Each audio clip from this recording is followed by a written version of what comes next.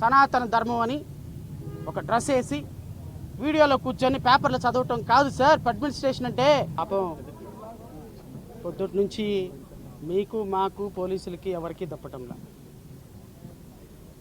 రాష్ట్ర రాజకీయాలలో ఇది ఒక చీకటి రోజు. ప్రజాస్వామ్యానికి ఇది అంతిమ దినం. బహుశా ఈ దేశంలో డాక్టర్ బిఆర్ అంబేద్కర్ గారు రాసిన రాజ్యాంగం ఉందో లేదో మరొక్కసారి టెస్ట్ చేసుకోవాల్సిన పరిస్థితి ఉందేమో అని నాకు అనిపిస్తుంది. ఈరోజు రాత్రి 1:30కి పిఠాపురంలో గౌరవ న్యాయమూర్తి గారు సుదీర్ఘమైనటువంటి వాదనలు విన్న తర్వాత ప్రశ్న రావణ్ స్టేషన్ బెయిల్ ఇచ్చేసేయండి, ఇది రిమాండ్కి ఇవ్వదగిన కేసు కాదు అని రిలీజ్ చేసిన తర్వాత 5 నిమిషాల్లో సర్పవరంలో ఒక కేసు ఉంది అని మళ్ళీ అక్కడి నుంచి అరెస్ట్ చేసి వాళ్ళ భార్యకి ఇన్ఫర్మేషన్ ఇవ్వకుండా ఈరోజు కాకినాడ కోర్టులో ప్రవేశపెట్టారు. ఎందుకు ప్రవేశపెట్టారయ్యా అంటే గౌరవ లేదు, తొక్కలేదు. పవన్ కళ్యాణ్ నియోజకవర్గంలో, ఎందుకంటే ప్రజాస్వామ్యాన్ని గౌరవించిన వ్యక్తిని గౌరవించాల్సిన అవసరం నాకు కూడా లేదు. పవన్ కళ్యాణ్ నియోజకవర్గంలో మల్లం గ్రామంలో కొంతమంది స్కూల్ పిల్లల మీద వివక్ష జరిగింది అని 30 మంది తల్లిదండ్రులు నెల రోజుల పాటు నిరాహార దీక్షలు చేస్తే, హైకోర్టులో రిట్ పిటిషన్ వేస్తే, వాళ్ళ పిల్లలకు జరిగినటువంటి కుల వివక్ష మీద విచారణ జరపమని నేషనల్ ఎస్సీ కమిషన్కి రాస్తే, నేషనల్ ఎస్సీ కమిషన్ స్పందించి ఎస్పీని కలెక్టర్ని విచారించి ఈ కేసులో నెల రోజుల పాటు మీ మీడియా సోదరులందరూ కూడా ఈ అంశాన్ని విస్తృతంగా ప్రచారం చేసి పిల్లల మీద కుల వివక్ష జరిగిందని చెబితే, కుల వివక్ష ఎలా జరిగింది అని తల్లిదండ్రులని పిల్లల్ని కలిపి ఇంటర్వ్యూ చేసినందుకు వచ్చినటువంటి సమస్య. ప్రశ్న రావణ్ ఆ తల్లిదండ్రులని పిల్లల్ని ఇంటర్వ్యూ చేశాడంట. ఏమని మరి ఆ విధంగా జర్నలిస్టులు అందరూ ప్రచారం చేసినటువంటి మీ మీడియా అంతా కూడా ఎక్యూజ్డే కదా. పిల్లల మీద జరిగిన అన్యాయాన్ని ప్రపంచానికి ఒక జర్నలిస్ట్ పని ఏంటండి? కుల వివక్ష జరిగింది, అతను జర్నలిస్ట్గా వచ్చి ఆ పిల్లల ఇంటర్వ్యూలు పక్కనే ఉన్నటువంటి తల్లి ఇంటర్వ్యూ తీసుకున్నాడు. అది తప్ప? అది నేరమా? ఉప ముఖ్యమంత్రి పవన్ కళ్యాణ్, ఇది నేరమా? నిన్న మీరు మాట్లాడినటువంటి సుత్తపుస కబుర్లకి ఈరోజు పెట్టినటువంటి కేసుకి ఏమైనా సంబంధం ఉందా? చిన్న పిల్లల మధ్య వివక్ష నేను చెప్పలేదే, రావణ్ అనలేదే, మీడియా ప్రొవోక్ చేయలేదే. తల్లిదండ్రులు 30 మంది తల్లిదండ్రులు వెళ్ళి పిల్లల్ని తీసుకొని స్కూల్ హెడ్ మాస్టర్ దగ్గర ధర్నాలు, రాస్తారోకోలు, హార్తాళ్లు చేసి అది అందరికీ ప్రపంచానికి తెలిసిన తర్వాత రావణ్ వచ్చాడు, శ్రవణ్ వచ్చాడు, లేకపోతే మీడియా సోదరులు వచ్చారు, దాన్ని ప్రమోట్ చేశాము, దాన్ని చూపించారు. అది తప్పంటండి. అదంట కులం, మతం, ప్రాంతాల మీదంట విద్వేషాలు సృష్టించడం అంట. ఆ పిల్లల్ని అంట వ్యభిచార గృహంలోకి తీసుకెళ్లిన దానికంటే నేరం అంట. ఆ దానికి 14 సంవత్సరాల కఠిన కారాగార శిక్ష విధించాలంట.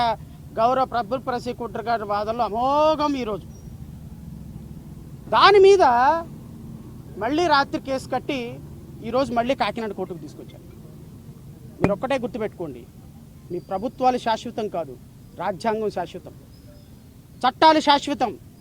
పోలీస్ అధికారులు గుర్తుపెట్టుకోండి, ఈరోజు పవన్ కళ్యాణ్ ఉంటాడు, రేపు శ్రవణ్ కుమార్ ఉంటాడు, ఎల్లుండి రావణ్ కుమార్ ఉంటాడు, ఎల్లుండి రామారావు ఉంటాడు, సుబ్బారావు ఉంటాడు, వెంకట్రావు ఉంటాడు. పొలిటికల్ పదవులు వస్తాయి పోతాయి, కానీ మీరు రాజ్యాంగాన్ని, ఐపీసీని, సిఆర్పిసిని, బిఎన్ఎస్ఎస్ని పాటించాలి. ఈరోజు మీరు ఒక చిన్న పిల్లల ఇంటర్వ్యూని అడ్డం పెట్టుకొని రిమాండ్ చూపిస్తే గౌరవ న్యాయమూర్తి గారు 3 గంటల పాటు సుదీర్ఘమైనటువంటి వాదనలు, మా వాదనలు, ప్రాసిక్యూషన్ వాదనలు సుదీర్ఘంగా విన్నారు. ప్రతి పాయింట్ నోట్ చేసుకొని రిమాండ్ రిపోర్ట్ని తిరస్కరిస్తూ రావణ్కి స్టేషన్ బెయిల్ ఇవ్వమని డైరెక్షన్ ఇచ్చారు. ఇది ప్రజాస్వామ్యంలో రెండో విజయం, పిఠాపురంలో మొదటి విజయం. అయినప్పటికీ రావణ్ మళ్ళీ ఈరోజు మచిలీపట్నం పోలీసులు తీసుకెళ్ళారు. ఏ పోలీసులో నాకు తెలీదు, but I came to that మచిలీపట్నంలో ఇంకొక కేసు రిజిస్టర్ అయిందంట, తీసుకెళ్లారు. మచిలీపట్నం తర్వాత కాప్రా, తర్వాత భీమవరం, తర్వాత ఇంకో చోటికి రాష్ట్ర వ్యాప్తంగా 35 కేసులు పెట్టి తోటి జర్నలిస్టుని తీసుకెళ్తే జర్నలిస్టు సంఘాలు స్పందించరా? మీరు రేపొద్దున మీకు ఈ సమస్య వస్తే మేము స్పందించరా? న్యాయవాద సంఘాలు స్పందించరా? ప్రజాస్వామ్య సంఘాలు స్పందించరా? అత్యంత దారుణం ఏంటి అంటే ఈ రాష్ట్రంలో, ఆంధ్రప్రదేశ్ రాష్ట్రంలో రావణ్ గని శ్రవణ్ గని రావణ్ గని దళిత క్రైస్తవ సమర శంకారామం అని పెట్టడం వల్ల వచ్చిన సమస్యలు ఇవన్నీ. ఆంధ్రప్రదేశ్ రాష్ట్రంలో దళిత సమస్యల మీద, ఆదివాసీ సమస్యల మీద, క్రైస్తవ మతంలో స్వీకరించినటువంటి ఎస్సీల సమస్యల మీద మేము ఫైట్ చేస్తుంటే ఈరోజు మా కులాలకి, మా వర్గాలకి, మా బాధిత ప్రజలకు జరుగుతున్న అన్యాయాన్ని మేము ప్రతిఘటిస్తుంటే కనీసం రాజకీయ పార్టీల నుంచి కనీస స్పందన కరువైంది. కనీస స్పందన. నేను అడుగుతున్న ప్రతిపక్ష పార్టీ జగన్మోహన్ రెడ్డిని అడుగుతున్నా, మీరు ఈరోజు క్రైస్తవ సంఘానికి క్రైస్తవుల ఓట్లన్నీ కూడా, ఈరోజు దళితుల ఓట్లన్నీ కూడా 40% ఓటింగ్ తీసుకున్నటువంటి మీరు ఆ సంఘాల్లో జరుగుతున్నటువంటి వ్యక్తులకు వస్తున్నటువంటి కష్టం మీద ఎందుకు స్పందించటం లేదు? ఎందుకు స్పందించటం లేదండి? మీరు దళిత క్రైస్తవుల సమస్యల మీద మీకు అవసరం లేదా? ఒక నలుగురిని ఢిల్లీ పంపించేశారా? ఆ నలుగురు మళ్ళీ అక్కడ ఒక లెటర్ రాసి వెనక్కి వచ్చేస్తారా? భారతీయ జనతా పార్టీని 1950 ఆర్డర్ తీయమని మీరు అడగరా? మీకు దళితుల ఓట్లు, క్రైస్తవుల ఓట్లు అవసరం లేదా? దళిత క్రైస్తవుల మీద జరుగుతున్నటువంటి సమస్యల మీద పట్టించుకోరా? రావణ మీద జరుగుతుంటే సమస్యల మీద పట్టించుకోరా? ప్రజాస్వామ్యం మీద దాడి జరుగుతుంటే పట్టించుకోరా? ఈరోజు రావణ మీద దాడి జరిగింది దేనికోసం? ప్రతిపక్షాల మీద మాట్లాడినందుకు, పాలకపక్షం మీద మాట్లాడినందుకు రావణ మీద దాడి జరుగుతుంది, శ్రవణ మీద దాడి జరుగుతుంది. మీరేం స్పందించరు? పోనీ నేను విలేకరు ఒక మాట అడిగితే శ్రవణ్ మీద జరుగుతున్న దాడి, శ్రవణ్ కుమార్ మీద జరుగుతున్న దాడి, రావణ మీద జరుగుతున్న దాడి తప్పు అని మాట మాట్లాడకుండా రెడ్ బుక్ రాజ్యాంగం అని స్కిప్ చేసి మాట్లాడారు. I'm very sorry. First time I'm expressing my displeasure towards opposition leader. This is not democracy. Democracy అంటే ప్రతిపక్షాలు మాలాంటి వ్యక్తుల కోసం, పాలకపక్షంలో మీద పోరాడుతున్న మాలాంటి వ్యక్తుల కోసం మీరు ఫైట్ చేయాలి. ఈరోజు చంద్రబాబు నాయుడు, ఈరోజు ప్రభుత్వంలో ఉన్నటువంటి వ్యక్తులు, ఈరోజు రఘురామకృష్ణంరాజు, ఈరోజు deputy chief minister Pawan Kalyan ఈరోజు ప్రజాస్వామ్యాన్ని అనగతొక్కుతుంటే, ప్రజాస్వామ్యం కోసం పోరాడుతున్న జర్నలిస్టుల్ని ఈరోజు కేవీఆర్ అక్కడ అరెస్ట్ అయిపోయినాడు, 14 రోజులు రిమాండ్. మీ జర్నలిస్ట్ సోదరుడు ఈరోజు రావణ్ అరెస్ట్ అయ్యాడు. మళ్ళీ ఇప్పుడు మచిలీపట్నం పోలీసులు తీసుకెళ్లారు. మీరు మాత్రం నిమ్మకు నీరెత్తినట్టు కూర్చొని ప్రెస్ మీట్లు పెడుతున్నారు. What is this? ఈరోజు ప్రజాస్వామ్యం ఇంత కష్టంలో ఉంటే మీరు మీ పొలిటికల్ మాత్రమే మాట్లాడతారా అని ప్రజలు అనుకుంటున్నారు. నాకైతే చాలా బాధ అనిపించింది. I'm very sorry. ఈరోజు రావణ్ పక్కన నేను లేకపోతే, మా పార్టీ లేకపోతే, మాది ఎంత పార్టీ అండి? గట్టిగా 4 అడుగులు వేస్తే కూలబడిపోయే పార్టీ. 4 మాటలు మాట్లాడితే మేము ఈ రూమ్లో వినపడిన పార్టీ. మాలాంటి వాళ్ళమే ప్రాణాలకు తెగించి పోరాడుతుంటే 5 సంవత్సరాలు ముఖ్యమంత్రిగా ఉన్నవారు మీరు పోరాటం చేయరా? మిగతా రాజకీయ పార్టీలు మద్దతు, మీడియా రంగానికి మద్దతు ఇవ్వరా? ఒక ప్రశ్న రావణ్ లాంటి ఒక వ్యక్తి దళిత క్రైస్తవులు సభకు వచ్చి మాట్లాడి ఈరోజు కష్టం పడుతుంటే మాట్లాడరా? ఎవరి కోసం మాట్లాడాలి? ప్రభుత్వం మీద మాట్లాడాలి, పవన్ కళ్యాణ్ మీద మాట్లాడాలి, ప్రభుత్వం మాకు చేస్తున్నటువంటి అన్యాయం మీద మాట్లాడాలి. ఈరోజు మీరు అధికారాన్ని అనుభవించిన మీరు, ఈ ఓట్లు వేయించుకున్న మీరు మాట్లాడకపోతే, కేంద్ర ప్రభుత్వాన్ని ఎదిరించకపోతే, రాష్ట్రంలో బలహీనులకి వాయిస్ ఇవ్వకపోతే ఎక్కడికి వెళ్తుందండి సమాజం? అబ్సల్యూట్లీ ఈరోజు రాజకీయ పార్టీలన్నీ కలవాలి. ఆ పార్టీ ఈ పార్టీ భేదంతో నేను మాట్లాడటంలా. నేను గౌరవ మాజీ ముఖ్యమంత్రి గారిని కూడా వినయపూర్వకంగా కోరుతున్నా, this is a time to fight together. ప్రజాస్వామ్యాని కోసం, ప్రజాస్వామ్యాన్ని మనుగడ కోసం రాజకీయాలు చేయాల్సిన సమయం కాదు. ప్రజాస్వామ్యం కోసం మీరు మాలాంటి వాళ్ళందరినీ, చిన్న వాళ్ళని కలుపుకొని పెద్దన్న పాత్ర పోషించాలి. ఎందుకు అంటే అధికారాన్ని మీరు అనుభవించారు, ఈ ఓట్లు మీ దగ్గర ఉన్నాయి కాబట్టి. ఈరోజు మా వాయిస్ చాలా చిన్నది కాబట్టి ఈరోజు మేమే చుక్క రక్తపు చుక్కని పేర్చుకొని నెల రోజులైందండి ప్రాపర్గా మేము అన్నం తిని నిద్రపోయి ప్రజల కోసం, ప్రజాస్వామ్యం కోసం ఫైట్ చేస్తున్నాం. ఈరోజు రాజకీయ పార్టీలకు ఉన్నటువంటి మీరు ఈరోజు రావణ్ చిన్న పిల్లండి, 8 సంవత్సరాల పాప, వాళ్ళ భార్య, తల్లిదండ్రులు, and what kind of treatment that people are giving? దాడి చేస్తారా? పవన్ కళ్యాణ్ గారు దాడి చేస్తారా? ఫిజికల్గా దాడి చేస్తారా? 500 మంది కోడిగుట్లు రాడ్లతోటి దాడి చేస్తారా? ఇదా మీ డెమోక్రసీ? దీనికోసమా మీకు హోమ్ మినిస్టర్ కావాలి? దీనికోసమా క్రిమినల్స్ని కాళ్ళకి కాళ్ళు కీళ్ళకి కీళ్ళు విరక్కొట్టేటువంటి గౌరవ ఉప ముఖ్యమంత్రి గారు మీ జన సైనికులు కోడిగుడ్లు రాళ్ళు రప్పలతోటి ఈరోజు దాడి చేశారు. వాళ్ళ కాళ్ళు కీళ్ళు విరక్కొడితే చూడాలని ఉంది సార్ మీకు. వాళ్ళకి యోగి ఆదిత్యనాథ్ ట్రీట్మెంట్ ఇస్తే చూడాలని ఉంది సార్. వాళ్ళకి మీద కేసులు కట్టి ఇదే పోలీస్ స్టేషన్లో రిమాండ్ పెడితే చూడాలని ఉంది సార్.